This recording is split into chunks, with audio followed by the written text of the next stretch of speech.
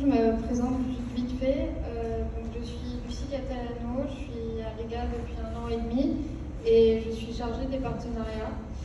Et je suis également archiviste professionnel. Voilà.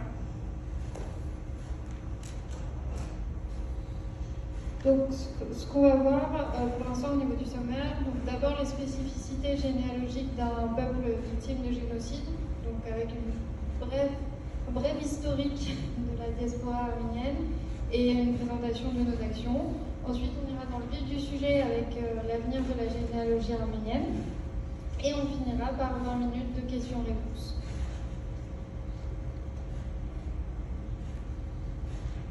Alors, effectivement, pour comprendre la complexité spécifique au peuple génocidé en termes de généalogie, et là en l'occurrence du peuple arménien, il faut juste faire un petit retour en arrière pour comprendre un peu toute cette complexité qui pourrait vous inspirer sur d'autres sujets.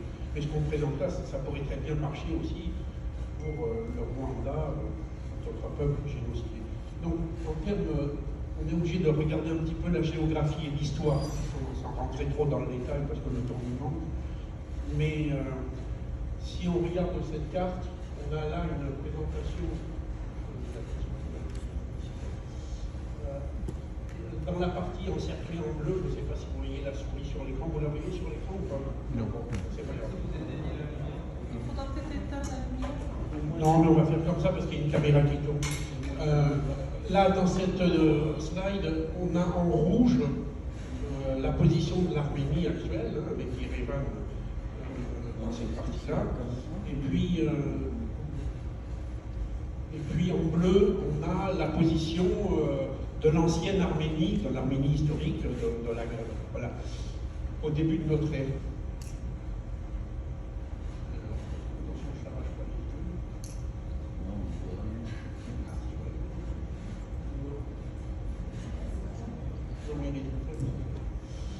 Voilà, donc bref, voilà où est l'Arménie actuelle en rouge et l'Arménie historique en bleu. En 2 mots, vous voyez que l'Arménie historique, ça allait de la mer Caspienne jusqu'à la Méditerranée, avec l'angle, avec l'Anatolie qui est là.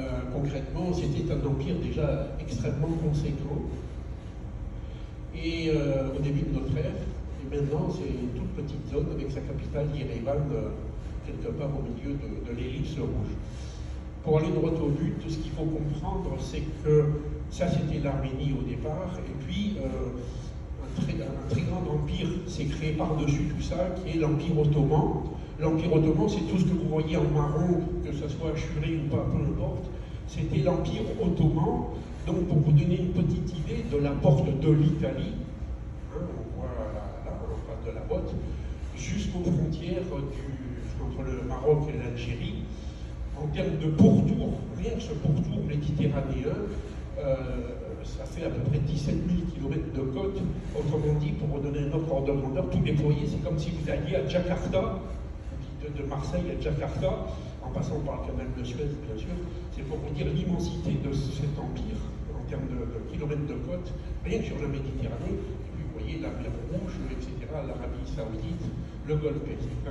Cet empire immense est venu s'installer sur d'autres, sur toute cette terre, parce que les Ottomans, c'était un peuple extrêmement guerrier.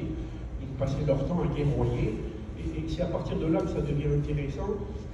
Techniquement parlant, les Arméniens, comme d'autres ethnies absorbées par cet empire ottoman, les Arméniens, eux aussi, n'avaient pas le droit de faire la guerre. Ce qu'ils ne voulaient pas, c'est qu'ils ne pouvaient pas. Ils n'avaient pas le droit d'avoir des armes sur eux. Donc les Arméniens, comme d'autres ethnies, ont travaillé, créé des richesses. C'était eux aussi un peuple de travailleurs, de commerçants dans l'âme. Et c'est là qu'arrive l'information. Donc, à certaines époques, les Arméniens pouvaient se déplacer dans cet immense empire. Et donc, mais d'où vient ma famille arménienne? Waouh, ça peut venir de tout l'empire ottoman, puisque les Arméniens pouvaient se déplacer dans leur empire, entre guillemets. Voilà. Donc, déjà, ça donne une première complexité. Vous vous doutez bien que au-dessus du cercle rouge, il y a la Géorgie. La Géorgie, c'est un autre alphabet. Il y a l'Irak, l'Iran, etc., enfin, dans toutes ces zones-là, voilà. Mais ça peut aller un petit peu jusque dans les Balkans, etc. Et puisqu'on parle de Balkans, la Première Guerre mondiale arrive, voilà, François Ferdinand, etc., Sarajevo. La Première Guerre mondiale arrive, et puis, après plusieurs hésitations, les Ottomans décident de s'allier avec l'Allemagne. L'Allemagne, l'Empire, cet empire, enfin, l'Axe, etc., tout ça se perd la guerre. Et donc, des dommages de guerre, bon, je vais aller rapidement sur cette partie-là, mais entre autres, tout l'Empire ottoman se rétrécit sur lui-même en termes de dédommage de guerre, par exemple. C'est là que la France prend des positions au Liban, en Syrie, les Anglais en Iran, en Irak, etc. Enfin, bref, l'Europe, on va aller rapidement là-dessus, mais à la fin de la Première Guerre, l'Europe prend des positions, ce qui ne plaît évidemment pas aux Ottomans, qui étaient un peuple de guerriers, qui tout d'un coup se trouvent démunis, parce que, bon, ils passaient leur temps à faire la guerre, et les bras, entre guillemets, c'est plus compliqué que ça, mais les bras ballants, et surtout, repliés sur une zone, puisque, je n'ai pas de laser, mais en gros, plutôt dans la partie de l'ellipse bleue et ses environs, tous les Ottomans qui étaient partout dans cet empire se retrouvent finalement ramenés dans cet endroit.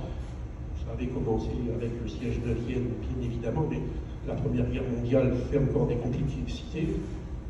Et donc les Ottomans, pour le dire en 2 mots, on ne va pas faire de la politique à cette heure-là, mais veulent réécrire l'histoire, et le gouvernement jeune turc de l'époque décide, dans un mouvement d'extrême sentiment nationaliste, ça nous rappelle quelque chose, décide de réécrire l'histoire et décide finalement de renier tout ce qui n'est pas purement ottoman, pour le dire avec d'autres mots, pour ce qui n'est pas purement musulman. Or, les Arméniens, c'est l'une des premières religions au monde qui adopte la Bible. Voilà. Donc ça crée des conflits de jalousie, des Arméniens qui ont créé des comptoirs, des richesses, ça crée des conflits historiques, puisque bon, avant il y avait un empire immense, les plateaux de cela, ça crée des conflits de confession, etc. Bref, les Arméniens se font massacrer, littéralement massacrer, après la Première Guerre mondiale, pour retenir les dates. Donc, on arrive à cette situation en termes de date. C'est peut-être un peu petit pour vous, mais en gros, on voit que de 1920, pour aller à l'essentiel, à 1930, par là, il y a une exode énorme des Arméniens, entre autres vers la France. La France était un allié historique de l'Arménie depuis, et même avant, mais entre autres depuis les croisades.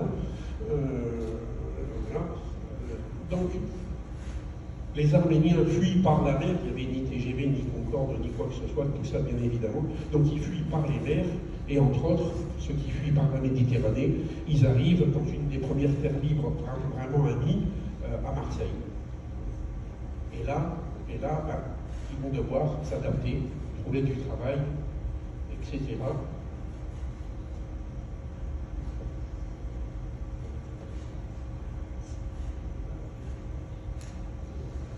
Donc, tout ceci pour arriver en fait à cette situation de la diaspora dans le monde. Comme vous pouvez le voir, donc, il y a une concentration effectivement des Arméniens autour de l'Arménie, ce qui est normal, mais également vous en avez en Amérique, vous en avez en Asie, etc. Vous en avez sur la totalité, presque la totalité du monde. Pas beaucoup en Afrique, mais globalement, on est répartis partout. Et s'il y a bien un chiffre à retenir, c'est parmi justement ces 12 millions d'Arméniens, vous en avez seulement 3,3 millions qui vivent en Arménie. Ça illustre bien justement une diaspora mondiale.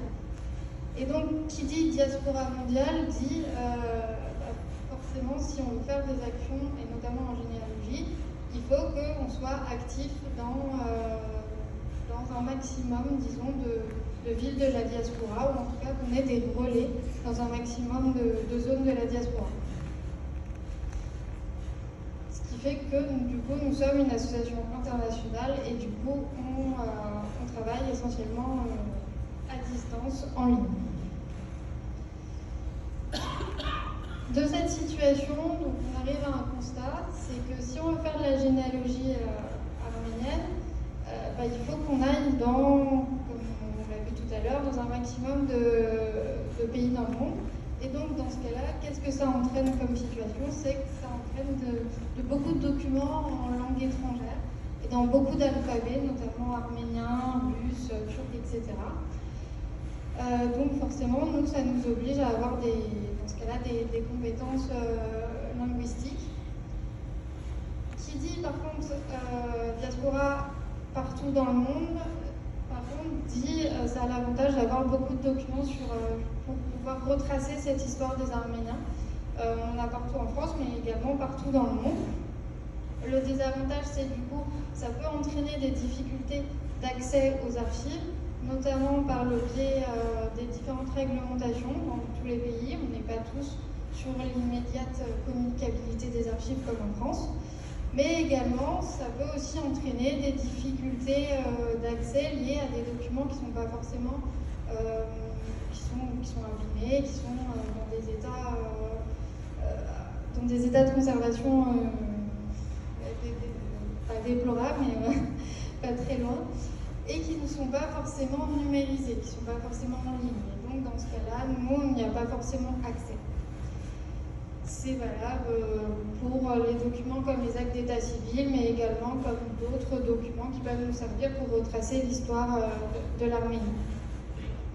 De ce constat, on en vient justement à nos ambitions. Donc, nos actions, elles sont triples. On a d'abord sauvegarder le patrimoine documentaire familial arménien.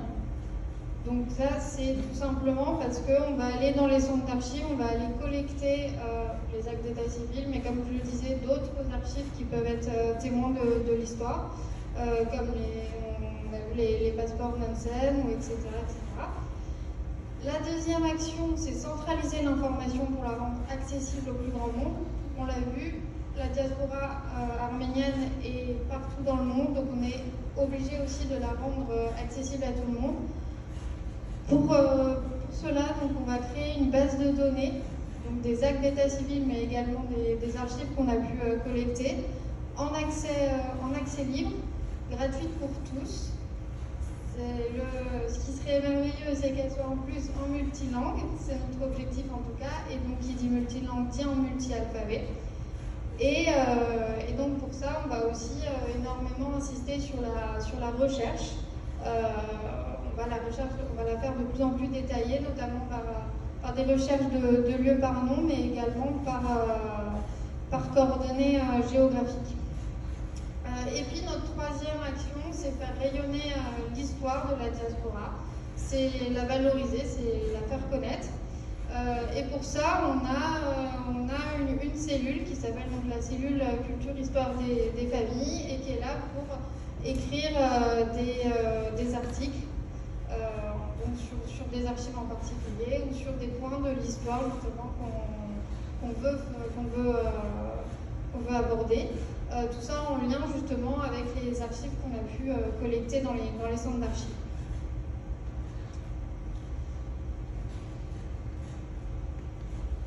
Alors pour mettre en place cette base de données internationale, on a d'abord besoin donc, de faire une stratégie de collecte de données.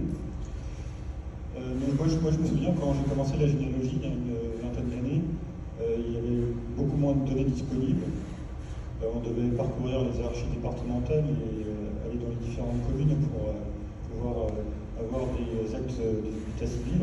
Et on était bien content de pouvoir faire son arbre généalogique qui était en fait une succession d'actes d'état civil. C'est un peu inconciliable avec la généalogie arménienne qui demande en fait de multiplier les différents types de documents qui sont autant d'indices pour la généalogie, puisque une grande partie donc, des documents arméniens ont été perdus. Donc il y a une vingtaine d'années, les associations étaient d'une aide précieuse puisqu'elles avaient elles-mêmes indexé les états civils, elles possédaient leur base de données, voire avaient des registres, des copies de registres. Mais il y a eu un tournant, c'est que les archives départementales ont compris en fait l'intérêt du public pour la généalogie et aussi pour la sauvegarde du patrimoine. On commençait donc à numériser et mettre en ligne leurs documents. Et donc maintenant on a en ligne des caisses civiles, des recensements, des fichiers de matricule, etc. Et donc finalement l'attrait pour les associations est devenu un peu moins grand parce que les personnes peuvent faire à distance leur généalogie. Donc pour nous, notre stratégie, c'est déjà, on est une nouvelle association, donc on va indexer déjà donc, ce qui est mis à disposition par les archives départementales, et donc on va essayer d'indexer ces documents. Et on a tout intérêt donc à faire des recherches de documents qui sont inédits, des archives généalogiques qui sont pour nous donc, spécifiques sur les Arméniens ou sur les étrangers en France. Par exemple, les passeports, les certificats Nansen, les demandes de naturalisation. On a commencé donc des collectes de données donc, à Paris, à la bibliothèque Noubar, correspondant au fond de l'Office des réfugiés arméniens, à Marseille sur les certificats Nansen, et aussi sur les Arméniens qui ont été s'installer en URSS en 1947. Donc notre ambition, c'est de faire une base de données pour la France déjà, et ensuite de centraliser aussi, de commencer cette collecte dans les autres pays de la diaspora. Alors, tout ça, ça nécessite d'établir des partenariats, c'est vrai pour toutes les associations, vous allez me dire, de généalogie, convaincu de l'immensité de l'œuvre que l'on doit remplir. Ça serait toujours plus sympa, l'union fait la force, d'essayer de travailler entre associations. Je pense entre autres à Agnès, à Jean-Marie pour la salle, par exemple, on en a déjà un peu parlé, Family Search, etc. Donc en termes d'avenir et de partenariat, pour sauvegarder rapidement le patrimoine, parce qu'il y a vraiment du patrimoine papier qui se détruit très vite, beaucoup plus vite qu'on ne le croit. Les archives départementales ou nationales ne peuvent pas tout faire en même temps, y compris dans les églises. C'est un sujet encore plus pointu dans les églises, mais on se dit que si les associations généralistes, et particulièrement l'association RIGA, puisque les sources ecclésiastiques sont des sources immenses, même si on n'y a pas accès, si au moins on formait des bénévoles à la numérisation, à l'indexation pour les mettre à disposition de l'Église, et c'est pas une idée sortie comme ça tout d'un coup, une après-midi sur le coup des 16 heures, il y a déjà des prêtres qui m'en ont parlé, des prêtres arméniens, parce qu'ils ont les mêmes soucis, et si on ne numérise pas ça, je dirais presque peu importe qui s'en sert des archives, mais au moins de sauvegarder ce patrimoine.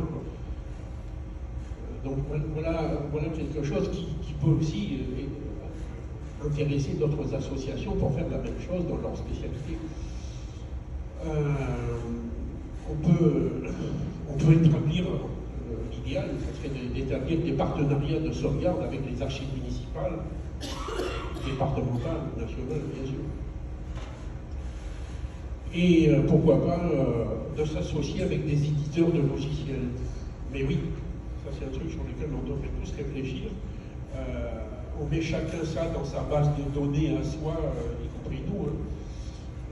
Mais peut-être que si on avait une base de données en termes de format plus unifié, quelque chose utilisé par exemple, je dis n'importe quoi, par l'état civil, je n'ai pas d'exemple précis en tête, eh bien peut-être qu'on pourrait s'échanger plus facilement des infos entre nous, parce qu'on aurait un support non seulement à jour, parce que maintenu pour des collectivités, c'est des choses sur lesquelles ça vaut le coup de se poser la question. Et de toute façon, voilà, s'unir, je ne sais pas si le mot ONG va bien, mais s'unir entre associations, parce que collecter ensemble, indexer ensemble, ça nous donnera beaucoup plus de puissance, de pouvoir, avant que des Américains, par exemple, rachètent des associations, n'importe quoi, comme GNAD, tout ce que vous voudrez, peu importe si l'exemple est valable, avec nos propres données qu'on a indexées patiemment pour le compte de ces organisations-là, qui maintenant sont indexées. Voilà, ça vaudrait peut-être le coup de se poser la question de comment sauvegarder tout ça.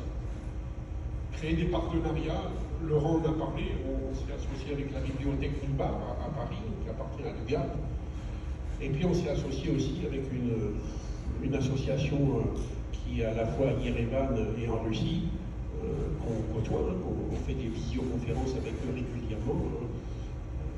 Pour l'anecdote, il y a des Ukrainiens qui traduisent tout ça, le russe, etc. Tout ce monde-là ensemble.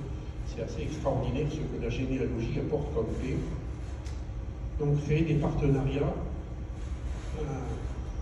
et trouver des bénévoles en réseau, dans le monde entier, puisque Lucie vous l'a bien fait voir, si on veut vraiment avancer dans la généalogie arménienne, il n'y a aucune autre solution que de se mettre en réseau mondial. C'est pas en disant tiens, il faut les choses en prend, c'est qu'on n'a pas le choix.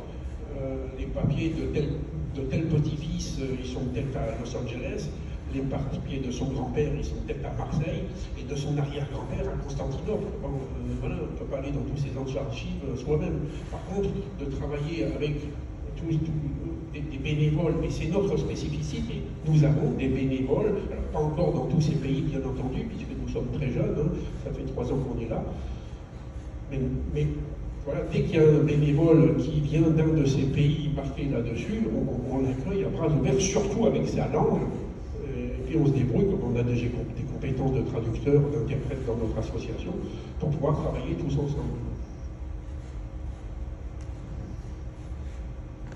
L'idée finale, ça serait de créer des antennes RIGA dans les principales villes, pays de la diaspora. Là, c'est un peu loin pour tout le monde, mais entre autres, on voit qu'il y a une diaspora énorme en Ukraine. Voilà, beaucoup d'Arméniens, de personnes d'origine arménienne sont en Ukraine. Bon, maintenant, c'est encore plus compliqué. Ça va encore compliquer les recherches généalogiques, mais bon, il y en a en France énormément. En Géorgie, etc., en Russie, bien sûr, aux États-Unis, et puis même, vous voyez, même en Argentine, etc. Donc notre idée, c'est de parler non seulement toutes ces langues, mais d'avoir des gens sur place pour aller chercher dans ces centres d'archives. On n'a pas le choix.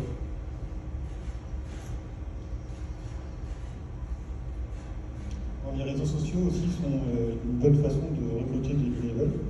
Alors il y a de multiples utilisations des réseaux sociaux en généalogie. Par exemple, pour la recherche de personnes vivantes, ça c'est quelque chose qui est très intéressant.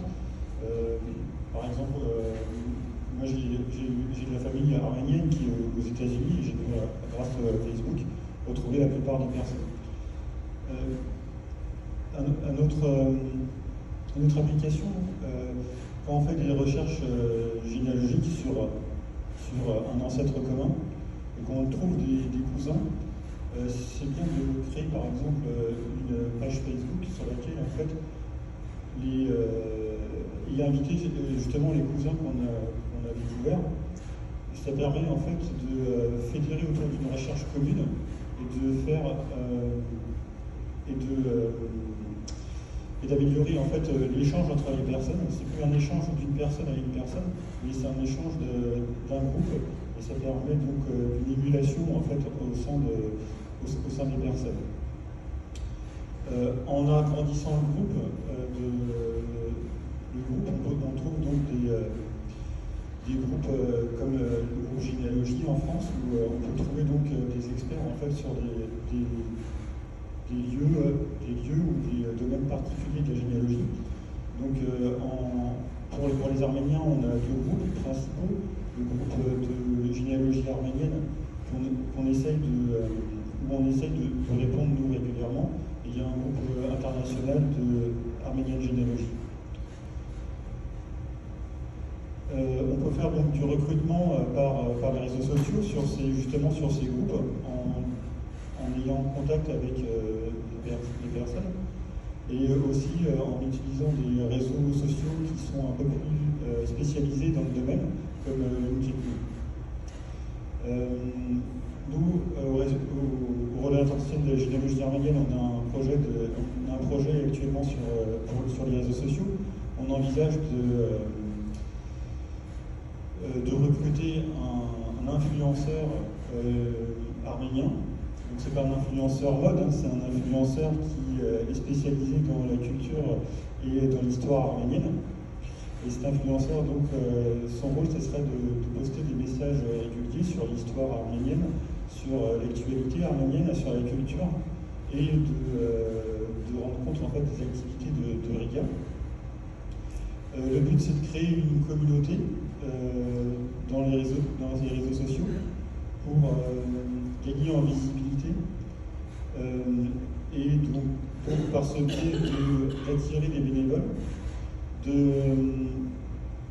d'être crédible auprès de subventionneurs, de permettre de faire des appels de dons et c'est un avantage aussi pour faire des partenariats. Une fois que ces bénévoles sont recrutés, la difficulté c'est de les garder en fait au sein des associations. Donc nous on a le cas de personnes qui s'inscrivent chez Riga et qu'on voit 2 ou 3 mois et après qui disparaissent des radars. Donc on s'est dit qu'on avait au sein de Riga des talents en fait dans divers domaines, des personnes qui étaient douées en communication, d'autres en ressources humaines, d'autres bien sûr en informatique et plus spécifiquement bien sûr dans la généalogie arménienne ou dans les langues orientales, et les Arméniens, les différents dialectes arméniens, le russe, etc. Donc on s'est dit qu'on pourrait créer des formations.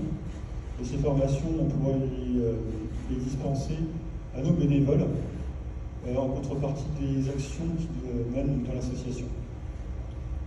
Une fois que ces formations sont rodées, on peut même envisager de les dispenser à un public extérieur et ça contribuerait au financement de l'association.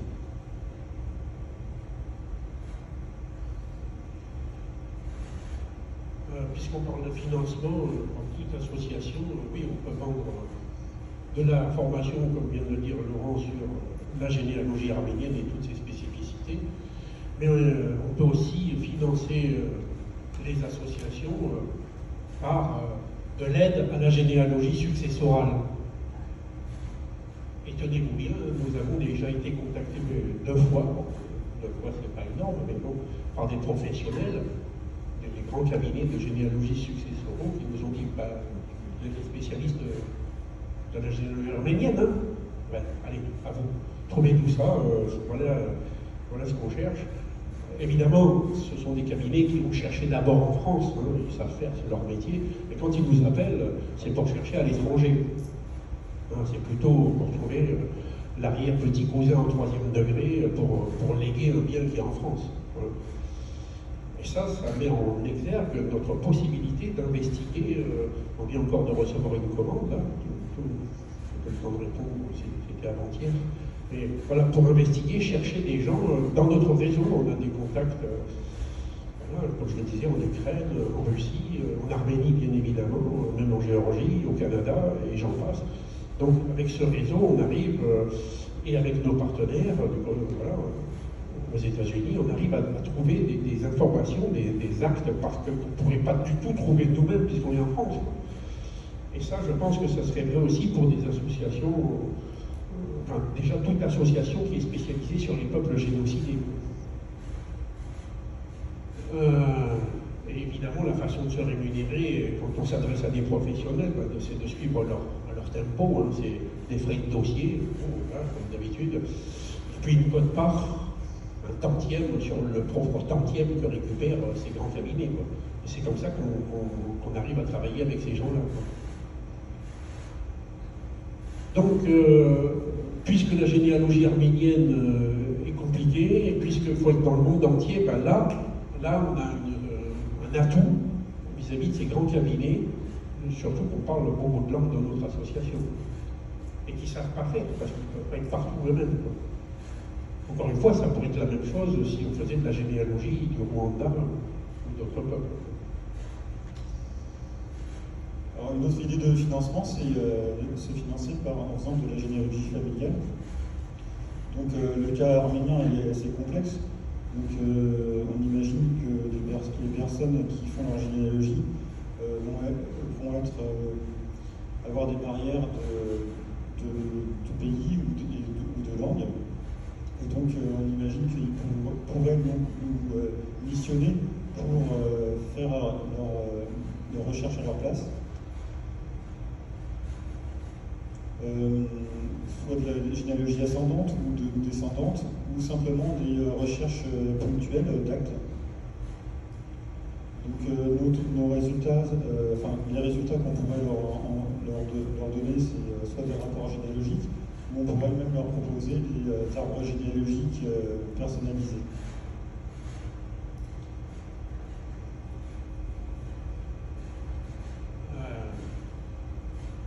Et puis, toujours dans l'aspect financement, ou même si on le fait gratuitement, dans l'aspect service, quand on voit la quantité de langues que la généalogie arménienne exige, de par la carte que Lucie vous a montrée tout à fait au début, on a, en termes de généalogie arménienne, un savoir-faire que l'on pourrait mettre à disposition, voire vendre, commercialiser, et pourquoi pas aller chercher des documents dans des centres d'archives, et puis les traduire soit en russe, soit en arménien, soit en géorgien, etc., etc.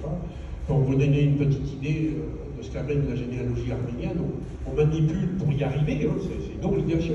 6 alphabets, c'est là qu'on se rend vite compte que sans se mettre en association, on ne peut pas y arriver seul.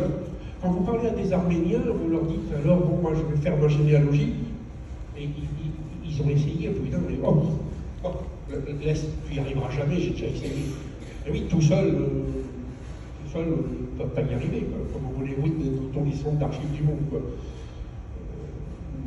Et puis on ne parle pas toutes les langues, quoi. Mais là, vous voyez, on manipule 6 alphabets, le géorgien, il faut le voir écrire pour le croire, le cyrillique, l'arménien, le grec, bon, tout ça c'est mandatorique, enfin, obligatoire pour notre généalogie, quoi. Et puis en termes de langue, il y a au moins 3 arméniens. Il y a l'arménien occidental, parlé par la diaspora, l'arménien oriental, plutôt parlé du côté de Yerevan, de la Russie, etc. Le russe, incontournable, vous l'avez vu dans la carte de Russie, bien évidemment le passe-partout, l'anglais, le français, oui en France, l'ukrainien, le géorgien, l'espagnol, le turc, l'osmanli. On est obligé de travailler avec de l'osmanli. L'osmanli, c'est le turc ancien, le turc qui était écrit en écriture arabe. Voilà. Il y a 3 semaines, il y a quelqu'un qui m'a dit attends, bouge pas, je vais te traduire du turco-osmanli vers l'anglais parce qu'il ne sait pas le français. Je dis ben, c'est pas grave, après je referai la traduction de l'anglais vers le français. Donc c'est une réalité tout ça. Etc. Des langues ecclésiastiques, le latin, le kravar, la langue des églises arméniennes. Donc, vous voyez, juste pour le fun, sur un cercle, on a matérialisé 12 points. Les plus sombres, qui sont les 12 principales langues, je sais qu'il y en a d'autres qui à la généalogie arménienne. Et puis on voit là les combinaisons de la langue N vers toutes les autres langues. On voit un peu le nombre de combinaisons que ça fait si on prend simplement 6 langues, je rappelle, 6 langues qui s'expriment potentiellement, 12 langues qui s'écrivent potentiellement dans des alphabets différents. Vous voyez un peu le nombre de combinaisons époustouflantes que ça fait. Et là, ça, on peut très bien, voilà où on peut aider à la généalogie arménienne, voilà où on a une spécificité par rapport à des cabinets de généalogie successorale, et voilà où on pourrait très bien, en termes d'avenir, puisque le thème de ce salon aujourd'hui, c'est l'avenir de la généalogie, et donc pour la généalogie arménienne, voilà des choses que l'on pourrait commercialiser auprès de professionnels aussi.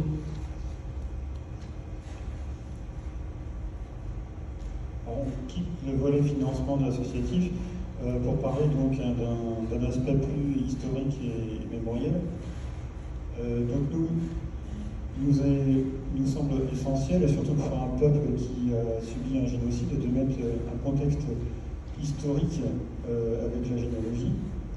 Donc comme disait Lucie tout à l'heure, on a créé une cellule histoire et culture au sein de notre association pour permettre l'écriture d'articles de généalogie sur l'histoire. On établit aussi un partenariat avec l'université à Paris, l'Institut catholique de Paris, qui ont fait venir donc de cette école des stagiaires universitaires qui nous font des articles qui sont publiés sur notre site internet. Une fois que notre base de données aussi sera au point et alimentée avec nos données, on envisage bien évidemment les données de les laisser à la disposition de chercheurs. Donc on œuvre sur la formation universitaire et aussi on souhaite aussi effectuer de la transmission pour les plus jeunes. Alors en parlant de transmission, de devoir de mémoire, il y a un truc sur lequel on ne pense pas forcément, c'est de laisser des témoignages, qu'ils soient écrits ou oraux, et pour ça il y a une profession qui entre autres s'appelle des biographes, des gens qui savent écrire des histoires de famille. Et vous voyez, quand on était à Paris, au salon de Paris, dans le 15e, j'étais étonné de voir si peu de biographes sur les stands pour la généalogie. Alors pour la généalogie arménienne, c'est fondamental de travailler avec des biographes, si vous en connaissez, je ne vous l'ai pas dit, mais envoyez-les nous.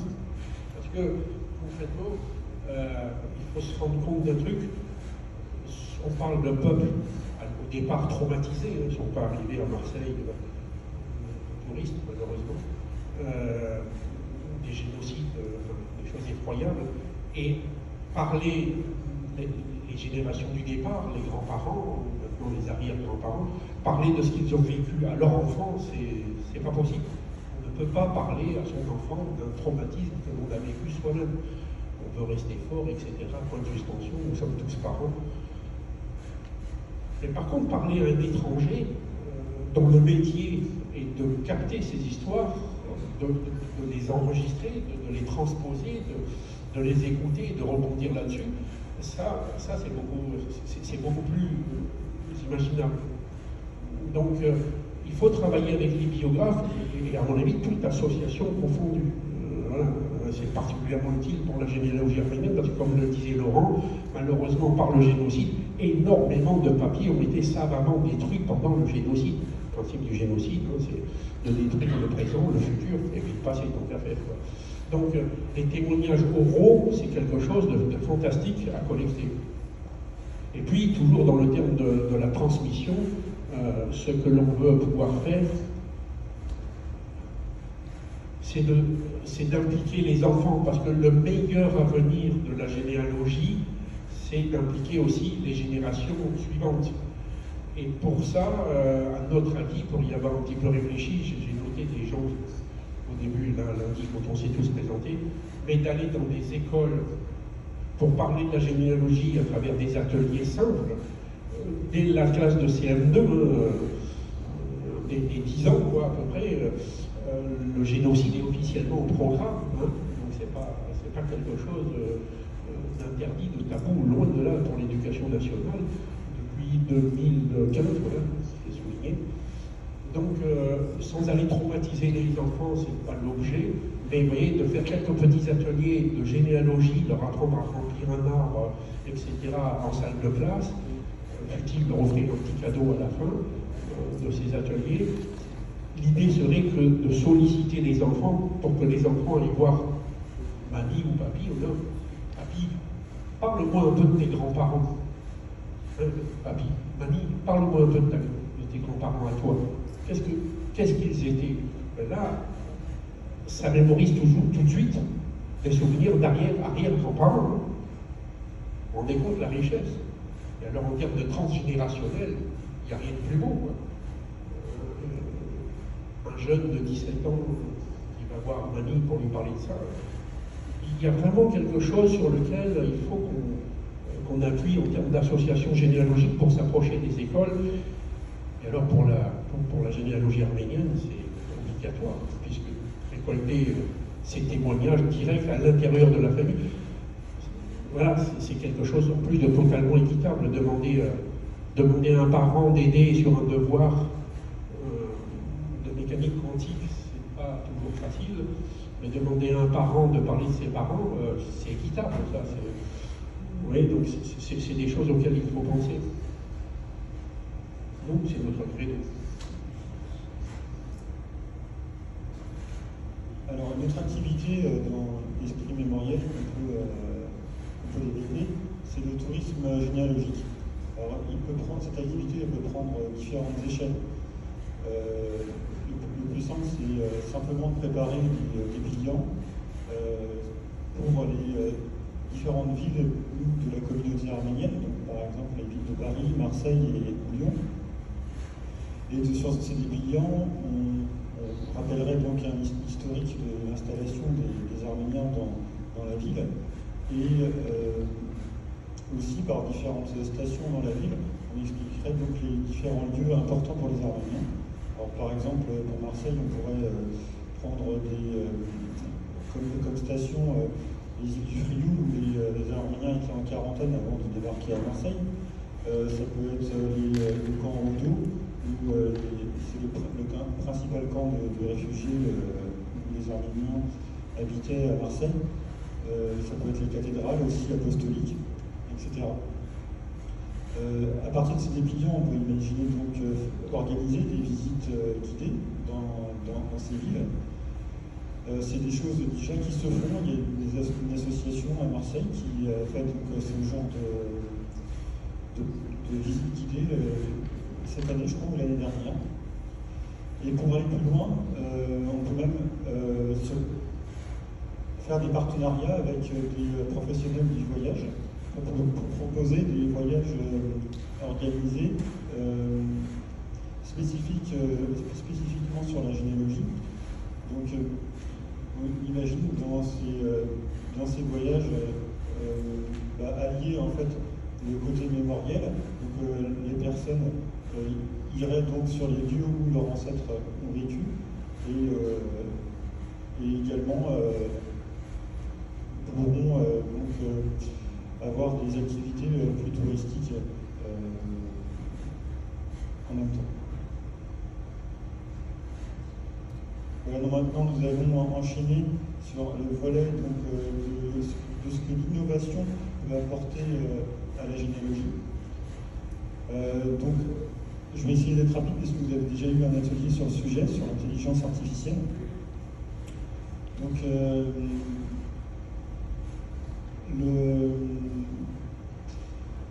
actuellement, donc, la reconnaissance de caractères, l'OCR, et pour les caractères manuscrits est en bonne voie. Donc, il y a des projets qui sont comme le répertoire de Voltaire, où vous avez vu aussi, je crois, au début de semaine, sur les recensements qui commencent à bien fonctionner. Nous aussi, Sandra Ricard, on a testé donc, cette technologie-là. Et on s'est rendu compte que quand même, il y avait une difficulté principale, c'était le temps que la machine, en fait, l'apprentissage de la machine des caractères, et que dans les registres, souvent, c'est pas une seule personne qui écrit, et donc à chaque changement d'écriture, on devait réapprendre à la machine en fait à reconnaître les caractères pour avoir un bon taux de reconnaissance. Mais c'est quand même donc une technologie vraiment d'avenir qui, je pense, dans quelques années, va porter ses fruits. Pour l'écriture arménienne, il y a aussi la même chose en fait. Donc là, je vous ai mis donc dans la première diapositive une écriture arménienne manuscrite et qui retranscrit donc en noir, en blanc sur noir, en caractère par l'OCR. Donc cette même technologie donc, est appliquée donc, pour l'écriture arménienne et les mêmes résultats intéressants pour l'avenir. Donc il y a aussi tout ce qui est traitement d'image. Donc c'est tout ce qu'utilise par exemple MyHeritage dans leur colorisation d'images, les animations de 3D des photos. On peut faire aussi du vieillissement de photos, du rajeunissement de photos. Et on peut également faire donc, de la recherche par image. Donc, par exemple, il y a FineFace qui est une start-up russe. Elle a fait une expérience en fait de prendre des photos de personnes dans la rue et de rechercher donc, les photos sur Internet. Et pour les jeunes qui sont beaucoup sur Internet, ils ont eu un taux de reconnaissance des personnes et ils ont retrouvé les profils de personnes, des jeunes de la tranche d'âge 20-25 ans, à 50 ou 60%. Il y a aussi Family Search qui utilise donc cette technologie pour leur comparateur de photos. Et ils comparent pour l'instant leurs photos et une base de données, sa propre base de données, pour établir la ressemblance à partir de personnes célèbres. Et on peut imaginer donc cette technologie d'avoir une base de données en fait de personnes avec les photos des ancêtres et de faire des recherches par photo.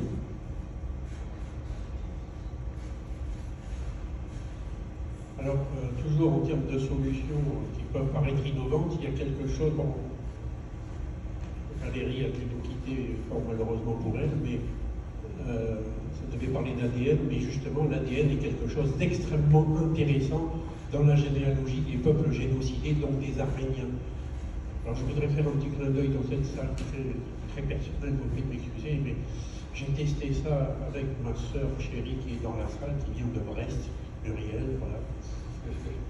Et justement, venir de Brest, je pense qu'elle n'est pas l'aéroport.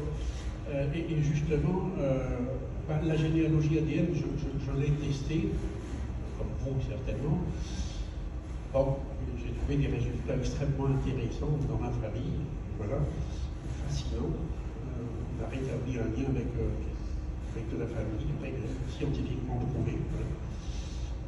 Ce qui est dommage, c'est qu'officiellement c'est interdit de faire des tests ADN en France. Bon, même si tout le monde le fait quand même, ça prouve que c'est une mauvaise loi à mes yeux, puisque une loi quand personne ne la respecte. On peut se poser la question sur l'intelligence de la loi, mais bon. Donc en termes de tests ADN, évidemment tous les papiers ont été savamment détruits, tous les gens ont été massacrés, etc. Donc retrouver des cousins très lointains avec l'ADN, c'est même injuste, carrément, que des peuples génocidés n'aient pas le droit de faire des tests ADN. Quoi. Finalement, vous interdisez à quelqu'un de trouver son identité intime, sa famille. Quoi. C'est qui la branche paternelle? Je ne sais pas. Oui, mais j'ai une possibilité de tester. Ah non, c'est interdit, tu ne peux pas. Quelque part, c'est injuste pour les peuples génocidés. Pour moi, c'est injuste pour tout le monde d'ailleurs, mais bon, peu importe. Sans m'étendre dans le débat, on se rend compte qu'on a le droit de donner son sang à un laboratoire privé pour faire une analyse de sang, aller savoir ce qui fait que votre sang est de bons résultats. On ne peut pas donner sa salive à un laboratoire privé en France, c'est interdit. Bon, c'est les Américains qui le font, puis ils prennent le marché pendant qu'on fait notre politique de village gaulois. Moi, ce que je voudrais vous recommander, Marie, donc je ne la vois pas, Marie, bon, je le dirai. Ce que je voudrais vous recommander en termes de test ADN, chaque fournisseur de kit a ses avantages, évidemment, ça serait trop simple. Je sais que MyHeritage a une énorme surface publicitaire.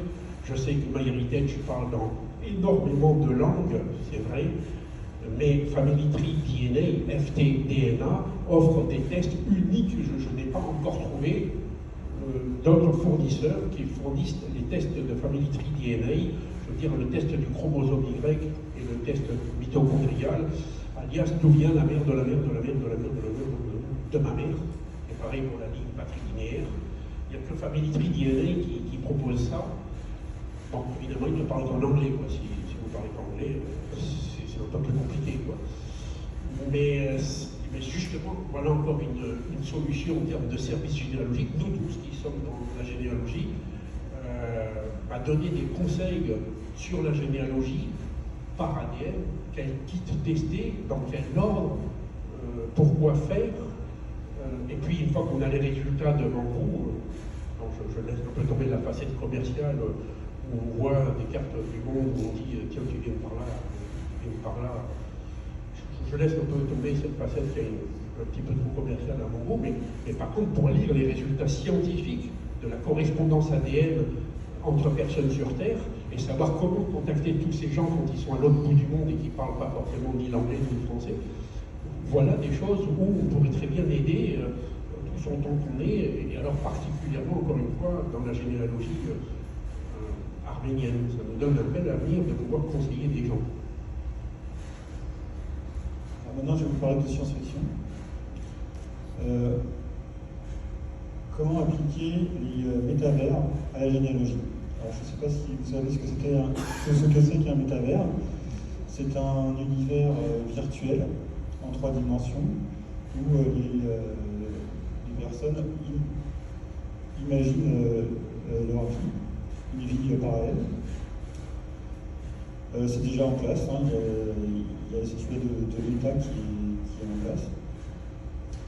Alors, appliquer à la généalogie, ça donnerait par exemple de pouvoir créer un modèle 3D d'une ville au début du XXe siècle, par exemple. Alors, je prends cette époque-là parce que c'est, je pense, la période qui pourrait être la mieux documentée.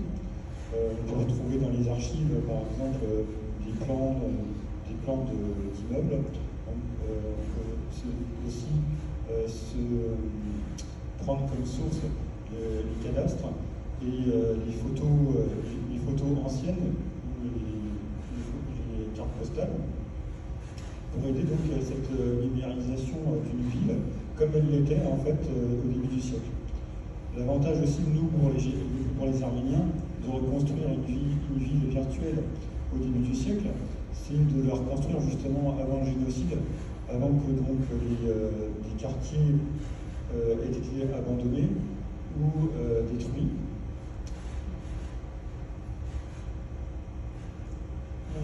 Ensuite, on imagine toujours donc ce monde virtuel avec les techniques donc, de transformation d'images qui sont utilisées par exemple par MyHeritage pour animer les photos 3D. On peut imaginer donc à partir d'une photo d'un ancêtre, de l'animer et d'en faire un avatar dans ce monde virtuel et de le placer à l'adresse où il aurait vécu à cette époque. Alors quel est l'intérêt pour la généalogie? Eh bien, on pourrait se poser des questions en fait à partir de l'immersion en fait de l'ancêtre dans son milieu, je dirais, originel. On pourrait se poser des questions, mais sa maison, ok, j'ai reconstruit sa maison, mais quels étaient ses meubles, quels étaient ses outils s'il était artisan, quels étaient ses objets de sa vie quotidienne. Ces objets, soit on en a hérité, et ça dort au fond d'une grange, et on pourrait donc les recréer dans ce monde virtuel. Soit on pourrait donc inventer, on pourrait donc se renseigner, creuser un petit peu pour savoir donc, justement quels étaient les outils, quels étaient l'ameublement qu'il y avait à cette époque-là, pour pouvoir les recréer au mieux dans ce monde virtuel. En plus de l'immersion en fait de l'ancêtre dans son milieu originel, généralement nous on fait la généalogie de nos ancêtres, de voir de sa famille. Mais il y a tellement de choses à faire qu'on ne pense pas généralement à faire la généalogie de son voisin. Et dans cet univers parallèle, s'il y a suffisamment de monde, de généalogistes qui y vont, on pourrait en fait retrouver les voisins de notre ancêtre dans ce monde virtuel. Donc Donc c'est de la science-fiction, mais en fait, c'est une histoire de moyens et de volonté.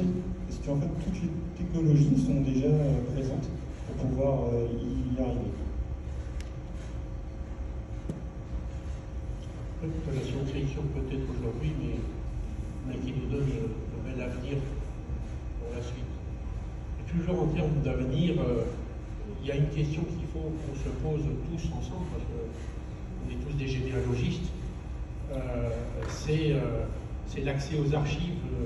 Alors je ne vais pas vous parler des accès aux archives du Caire, mais même des accès aux archives en France, pour commencer simplement les choses. Là aussi, il y a certainement des choses sur lesquelles on peut aider, nous, des généalogistes, soit aider à numériser, soit aider à fluidifier. Vous avez des grandes métropoles qui ont par exemple numérisé en intranet, c'est-à-dire qu'il faut aller dans la salle de lecture pour avoir sur leur écran tout un tas d'informations diffusables, hein. Mais ils ne les mettent pas en accès sur Internet, quoi. C'est dommage pour toutes les personnes qui sont en situation de mobilité réduite, qui habitent loin, en zone rurale, etc., voire même à l'international, quoi. C'est très dommage que certains centres d'archives en soient toujours à dire bon, il faut venir en salle, c'est pas tous, hein, évidemment, mais il faut venir en salle de lecture pour lire, quoi. C'est pas très écologique d'ailleurs, mais ça existe encore, quoi. En respect des droits de diffusion, bien entendu, hein, je ne dis pas. Mais rien qu'en termes de droits de diffusion, il y a le délai de communicabilité, je prends les actes de décès, c'est les plus courts dans le temps. Les actes de décès, bon, on peut les voir en salle de lecture quasiment instantanément. Évidemment, il y a toute une inertie, mais il n'y a pas d'opposition majeure. Pour les diffuser sur Internet, il faut attendre plutôt 25 ans, par exemple. Oui, rien que ça, on a le droit, nous, généalogistes, de se poser la question. Ça vient d'une histoire, c'est pas arrivé là par hasard. Mais pourquoi cette espèce de, c'est le mauvais mot, veuillez m'excuser, mais pourquoi cette espèce de vue du néophyte, pourquoi ce secret de polichinelle? Pourquoi si je viens en salle de lecture, j'ai accès à l'information, mais si je veux le mettre sur le web, je ne peux pas le mettre sur le web. Quelque part, c'est même antinomique pour certains, parce que ça veut dire qu'en local, là où on a eu la chance peut-être de connaître ces gens-là, on peut venir se renseigner, avec tous les potins potentiels, bien sûr, mais les gens qui sont loin, à l'autre bout du monde, qui eux ne peuvent pas faire de potins, etc., ils n'y ont pas accès, quoi. Pourquoi il y a cette histoire de droit de... Pourquoi on ne pourrait pas dire le délai de diffusion, c'est le même que le délai de communication? Ça a une explication, hein, tout ça. Bien sûr, c'est pas arrivé comme ça par hasard, mais voilà pourquoi si je mets en salle, je vois tout, et si je vais derrière mon écran, moi qui suis... Je parle de ça parce que dans ma famille, mon père était d'une très grande handicapé, voilà, les deux jambes coupées. Pourquoi il n'avait pas le droit d'accéder à cette culture? Il aurait fallu qu'il aille en salle de lecture. Mais quand on pense à ça, c'est bizarre, quoi. Alors je sais qu'il y a une explication, mais c'est quand même bizarre ce double secret, ou c'est secret et on ne le met pas en salle de lecture, pour personne, ou c'est pas secret, alors on le donne accessible à tout le monde, quoi. L'exemple des actes de décès, je pense, est mal choisi, parce qu'ils ne sont pas versés. L'état civil n'est pas versé instantanément aux AD. Oui,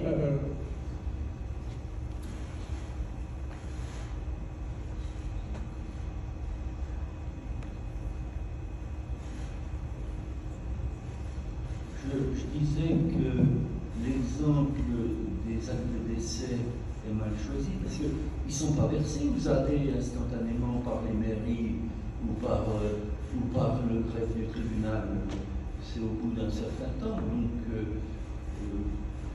il y a d'autres cas que ce que vous citez. Mais l'acte de décès n'est pas le bon exemple. Mettons, il y a d'autres cas, mais concrètement, si on prend l'acte de décès, mais il y a bien, mettons que ce ne soit pas le bon exemple, l'acte de décès, il est normalement communicable rapidement. Il y a des phénomènes d'inertie, on est bien d'accord, il faut que ça arrive jusque dans les centres d'archives. Mais je ne parle pas du problème de fluidité, de délai de versement. Je ne parle pas de cet aspect-là. Imaginons que par magie, l'acte de décès, le lendemain, soit dans les centres d'archives municipales, peu importe. Bon, ben, je peux aller le voir directement, puisque c'est un acte de décès, voilà, c'est immédiatement diffusable, c'est pas ballon, hein, je n'invente rien, même si j'ai aucun rapport avec cette famille. Mais par contre, si je veux le diffuser sur Internet, il faut attendre par exemple 25 ans, peu importe la durée. Non, mais voilà, il y a ce genre de questions qu'on peut réfléchir. Je ne dis pas qu'il y a tort ou qu'il y a raison, mais on a le droit de se poser des questions. Il y a toujours une bonne raison à tout, et le gouvernement, les lois ne sont pas faites n'importe comment. Si vous avez en salle de lecture, si vous trouvez par exemple l'acte de naissance de ma mère en salle de lecture, vous la trouverez, mais il y aura 3-4 personnes qui s'intéressent. Si vous le mettez en ligne, vous avez des millions de personnes qui pourront faire des fichiers, etc. C'est pour cette raison-là que en ligne, toute chose en ligne, et donc communiquer au monde entier, n'importe qui peut avoir accès très facilement, c'est pour restreindre l'accès à la... c'est pour défendre la vie privée. Oui, enfin, on va pas s'étendre sur le débat parce qu'il y a plein d'autres diapos, enfin, on arrive à la fin, mais bien sûr, tu as raison, mais pour défendre entre guillemets, parce que n'importe qui va en salle de lecture et le voit. Et puis une fois que je l'ai vu, je peux le diffuser, pas sur le web, hein, mais je peux l'envoyer à des personnes bien ciblées cette fois-ci. J'ai vu l'acte de décès de ta maman, et puis ça, je ne l'envoie pas sur Internet, mais je l'envoie à des gens qui vont foutre le bazar. C'est ce que j'appelle un demi-secret, pour ne pas dire un secret de polichinelle. Pourquoi les locaux seraient, eux qui ont justement la potentialité d'avoir des histoires, des potins, pourquoi les locaux ils y ont accès et les personnes à mobilité réduite ils n'y ont pas accès? Ou c'est interdit pour tout le monde, ou c'est autorisé pour tout le monde, quelque part.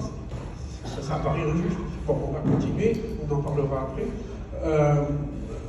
De toute façon, oui, ce qu'a dit tout à l'heure monsieur, la fluidité des versements, ça aussi c'est une question. C'est mal connu. On ne connaît pas tous, y compris les néophytes, ne connaissent pas tous les périodes de versement dans les centres d'archives. La politique de versement. Et donc, quelqu'un qui arrive dans un centre d'archives, il ne trouve pas l'acte. Ah, bon, ils n'ont pas l'acte, ils repartent en se disant, et il n'y sera jamais. Alors qu'en revenant après versement suivant, il peut trouver l'acte. Vous voyez, cette politique est mal connue. Est-ce qu'on ne pourrait pas l'afficher en salle de lecture? C'est une proposition, hein. Je ne dis pas que ça va tout régler.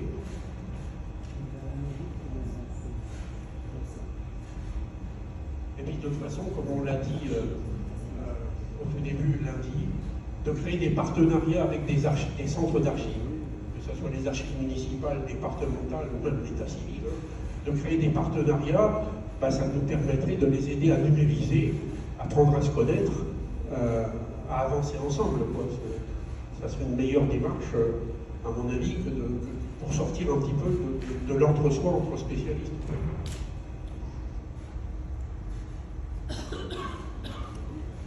Et puis alors, un truc qui intéresse toutes les associations de généalogie, normalement, en plan comptable, il faut aussi qu'on en parle. Quelque part, la culture n'est pas à l'identité du sport, si on regarde bien les choses. Et non, pas du tout. Parce que si on était dans des associations de sport, et qu'on passe du temps, non pas à faire des collectes, etc., on passerait du temps à former des jeunes à l'escrime ou des choses comme ça, ou à tutorer des gens, on pourrait être indemnisé officiellement, validé par la Fédération française de sport. Je pourrais dire, bon ben voilà, j'ai formé sur la descente en escalade, même théoriquement, et j'ai formé pendant 30 heures ce mois-ci, et la Fédération française de sport, ah ben oui, Boros, il a formé sur 30 heures, est-ce que c'est reconnu par la Fédération française de sport? Oui, c'est reconnu. Ah ben non, alors Boros, il aura le droit de prétendre à toucher, à demander, à être facturé des heures, je ne parle pas de dédommagement de transport, à facturer, mettons si c'est 1 euro de l'heure, peu importe, j'aurai 30 euros. On ne peut pas faire ça dans la culture, ça nous est interdit. La Fédération française de généalogie n'est pas habilitée à valider la formation en arménien, je ne sais pas, ou en généalogie arménienne de Riga. La Fédération française de généalogie peut être tout à fait d'accord avec nous sur ce qu'on fait, etc., que c'est vraiment de la formation. Oui, mais malheureusement, ce n'est pas agréé par l'État. Donc on n'a pas le droit de le faire. Alors que dans le sport, ils ont le droit de faire ça. Et alors, deuxième coup, très intéressant, ben, si le formateur renonce dans un esprit purement bénévole, d'association, parce que c'est bien de ça dont on parle, hein, on va pas partir dans le business non plus, restons dans notre credo. Ben, si le formateur de l'association de sport renonce à ses indemnités, comme il fait un don officiel à l'association, son association affiliée, ben, quelque part, il a droit à des déductions fiscales.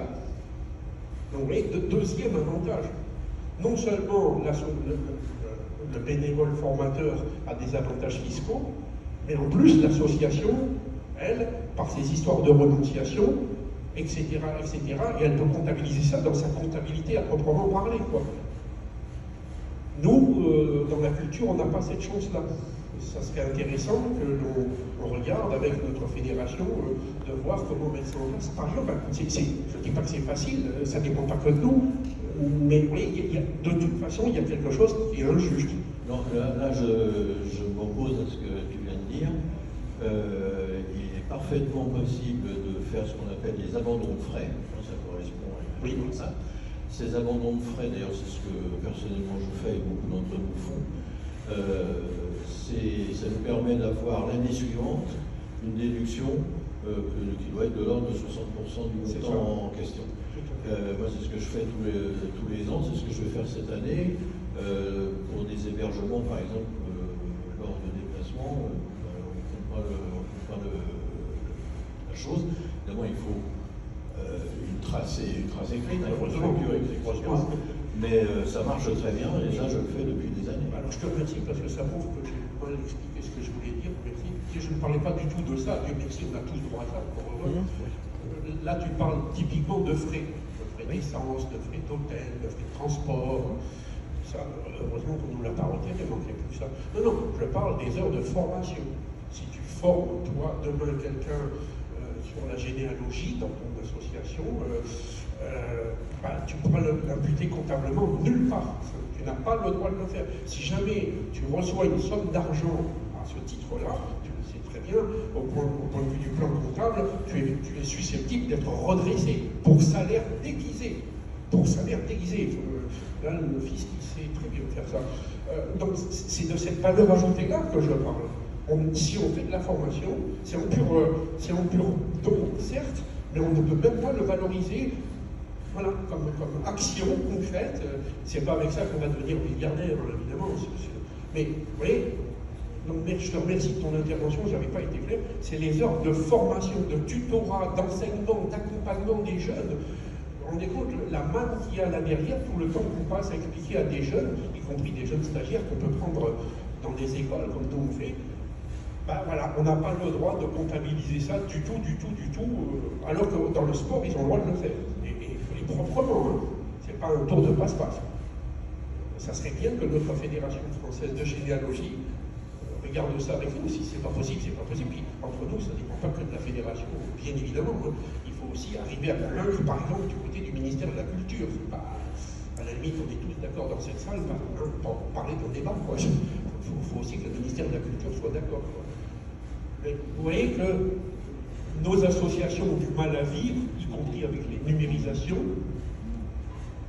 les changements à toute vitesse, les bénévoles qui arrivent et qui collectent un petit peu moins parce que voilà, le monde va vite. Nous, quand on les forme, on ne peut même pas être considéré, alors que ça existe pour le sport. Pourquoi le sport serait mieux que la culture? Oui. Non, en plus, c'est pas tous les sports, oui.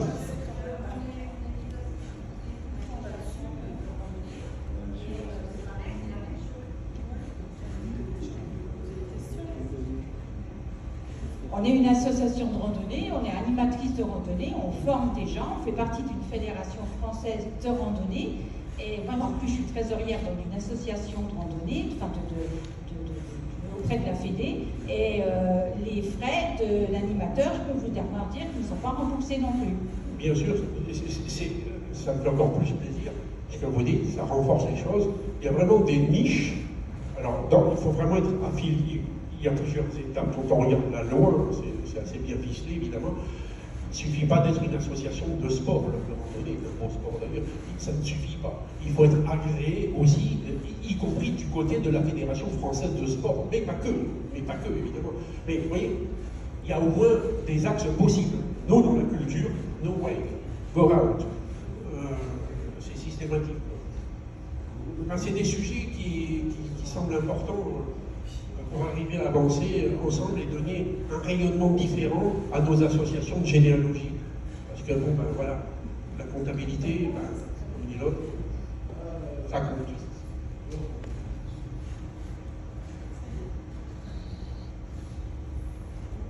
Et en parlant de ça compte, le temps compte et tourne. Donc, on va s'arrêter là, dans un premier temps. Tenir à vous remercier pour votre écoute.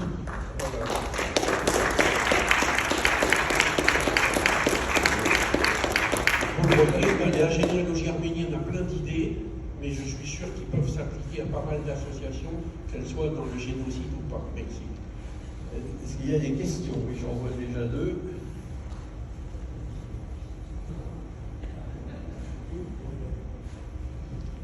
Bonjour, on va reparler de généalogie.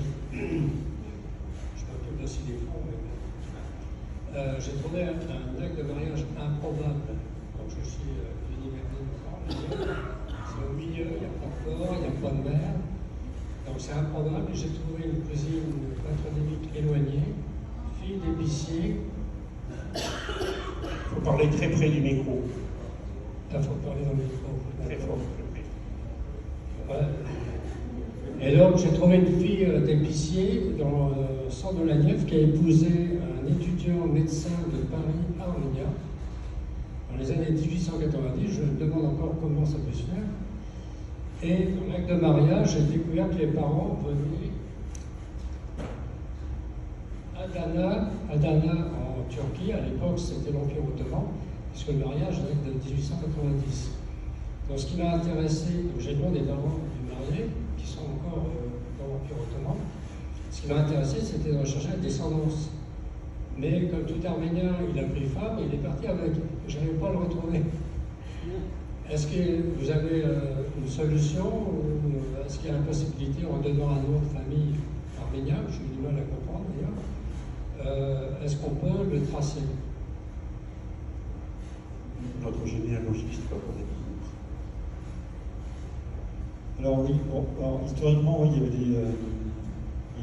des écoles, donc, enfin, les Arméniens venaient se former en France, l'élite arménienne venait se former en France, et surtout à Paris, où il y avait une communauté donc, à Paris d'Arméniens, d'étudiants arméniens, et même aussi des étudiants ottomans, des Turcs. Les élites donc, venaient se former dans les universités françaises et après rentraient normalement dans leur pays pour mettre en place en fait des réformes au niveau de leur pays, et ce qui a conduit en fait finalement à la révolution et le renversement du sultan arménien et la mise en place de la République en Turquie. Après, pour répondre plus spécifiquement à votre question, il faut qu'on ait les informations pour pouvoir tracer. C'est vrai que c'est des recherches assez compliquées et chaque cas est différent.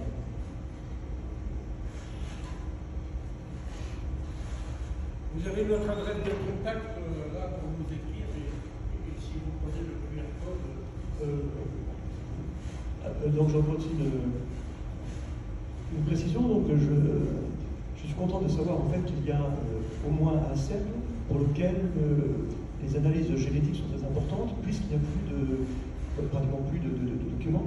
Non seulement pour rectifier, il n'y a pas que Family Tree DNA qui fait des tests à 3 sur les 3, qui fait sur les.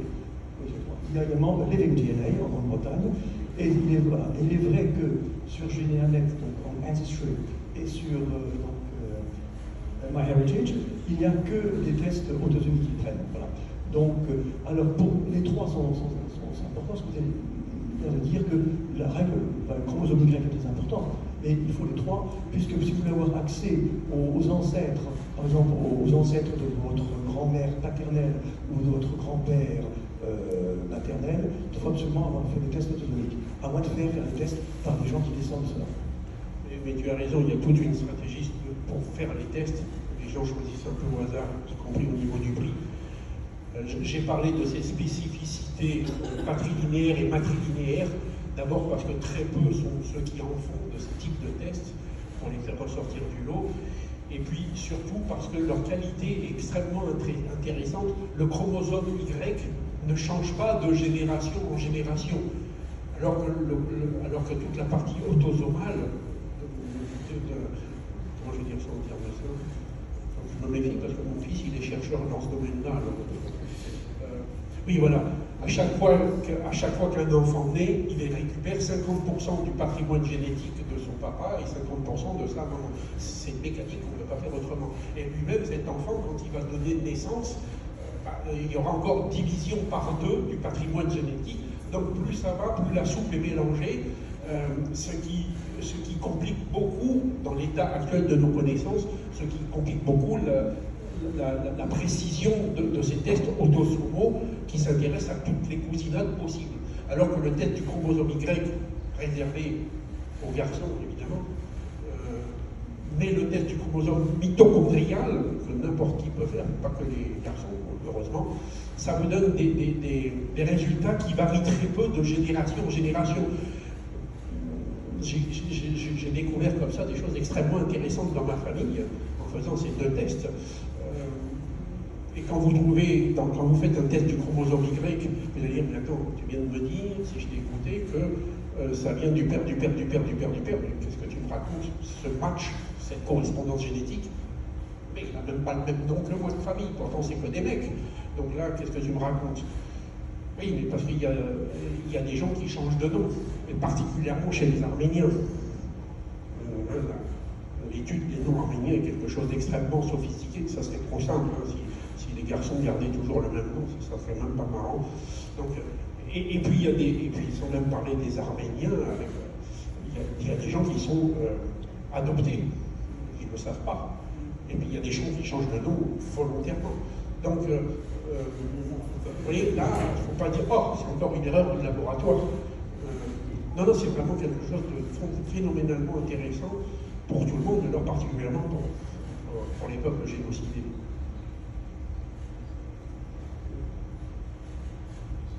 Il y a d'autres questions? Oui. J'ai une proposition. Tu as parlé tout à l'heure de généalogie avec les enfants. Outre ma casquette de trésorier de la fédération, je suis mon vice-président des jeunes à la généalogie. Nous intervenons par exemple aux archives diplomatiques avec des écoles, des enfants des communes comme Courneuve ou Bervilliers. Il y a beaucoup d'enfants issus de l'immigration. Donc il y a peut-être un partenariat ou des idées à travailler ensemble entre Riga et les jeunes à la généalogie. Voilà, c'est bien. Tout à fait. Tout à fait. Tout à fait. La transmission aux enfants, c'est l'avenir de la généalogie en général, bien évidemment, au-delà des valeurs transgénérationnelles que ça véhicule. Oui, bien sûr. J'avais noté, dès que je suis arrivé lundi, oh, D'autres questions?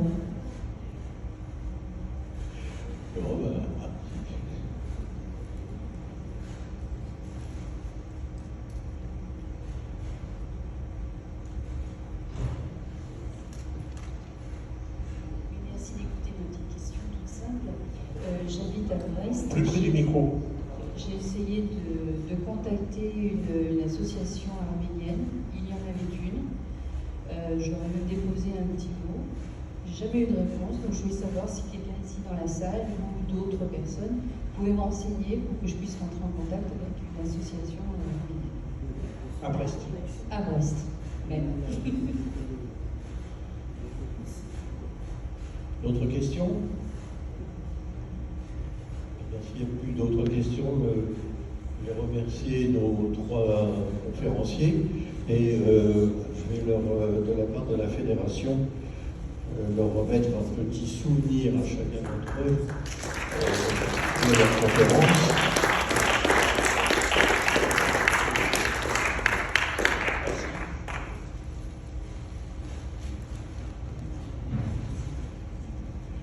Merci encore.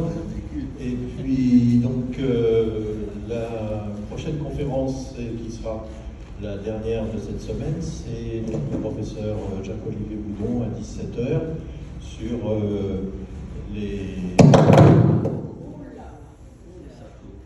je ne sais rien. Mais du coup, il va aussi faire.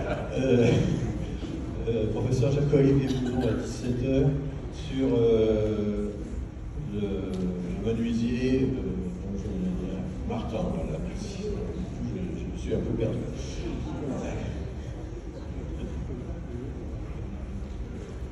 À tout à l'heure.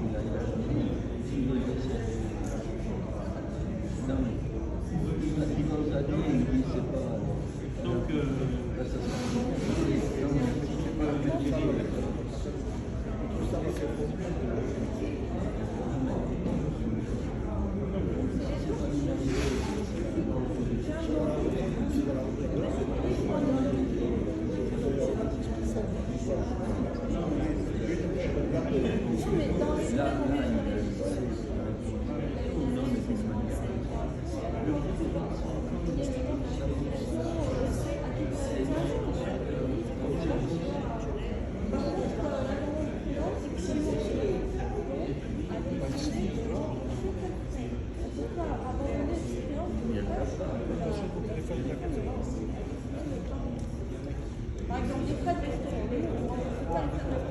si quelqu'un nous dit, j'abandonne, voilà, on ne peut pas abandonner.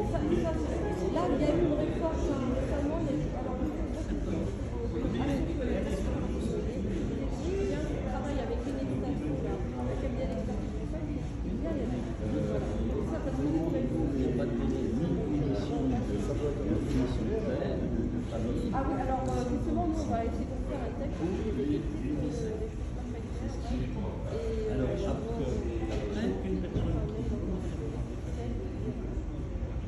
il faut que ça soit, et alors les verdictés kilométriques, c'est pareil, apparemment il y a plein de plus bas que le fiscal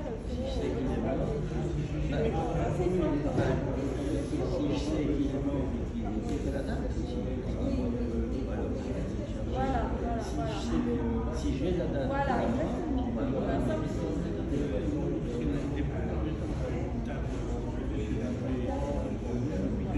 Et voilà, pareil. Oui, tout est sur les petites moi, je vais les chercher parce que justement, on est en train de remettre les petits carrés à la fin de l'année. Et pour cette trésorière, on met ces petits bouts, voilà. Et les gens ne sortent pas. Et même dans ma il faut être sûr. mais il faut qu'il y ait. Alors, il faut qu'il y ait. Alors, si c'est les années. Non, mais. Oui, bah, vas-y, vous expliquez à l'EPA. regardez ça, monsieur. Le 25 Vraiment, cette association a dit oui. Non, mais il y a un On rembourse, il y a des gens qui abandonnent, qui ne sont pas remboursés. Vous voyez. Ah oui. Et nous, par exemple, la carte d'habitant, avec ce qu'on fait ressources, ils sont visibles d'avance à peut abandonner la moitié de la Qui carte. découvre ça ou c'est même baissé à partir de 36, là c'est le cas. Alors qu'à Dijon, c'est consultable, au moins 46, peut-être 50. Non, les restaurants, on Non, refuse pas, on si, va oui. manger à ils sont là, mais ils sont visibles. café, à Cagny, là, ouais. Les recensements, ceux qui sont Oui, bon, alors peut-être un SIA, mais après, J'ai passé l'information. il suffit de vous dire que ce soit fait du tout. Même les ASM Que la mesure 46 était consultable oui, mais ça, c'est pourquoi chaque là, le directeur, c'est le plus possible. oui, mais ça règle nous, oui, on a là, on a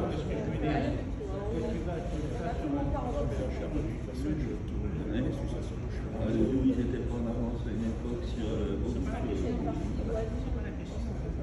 ceux qui apparaissent grisés sont nous, ils n'étaient pas visibles. Ali a fait aller rencontrer quelqu'un. Si tu n'en as aucun grisé, tu n'en as aucun de plus. Elle est logique, mais là, ça Quand j'ai posé la parce question, qu'il n'y a pas d'obligation. C'est pas. Voilà, on fait attention. Vous voyez ça, j'ai acheté ça. Oui, alors ça, ah bah oui, évidemment. Ça c'est normal parce que Alors ça a profité à toute l'association. Oui, c'est du matériel. Et alors par contre, dans les comptes, c'est pas la même chose que de mettre. l'ancienne trésorière, elle mettait à la fois en dépensait en recette avant le créance. Elle a décidé de détailler. Mais admettons que vous faites rembourser, mais ça représente quand même des dépenses pour l'association. Et c'est intéressant de voir la réalité de Quand tu achètes le et matériel, même faire les budgets. si tu achètes le matériel dans l'association. Ouais, tu fais faire la facture. Oui, ben là, oui, oui. Et après, c'est bon, tu te fais Mais pour rembourser. moi, une réalité de ce que si on est avant le temps, on a moins d'informations. En tout cas,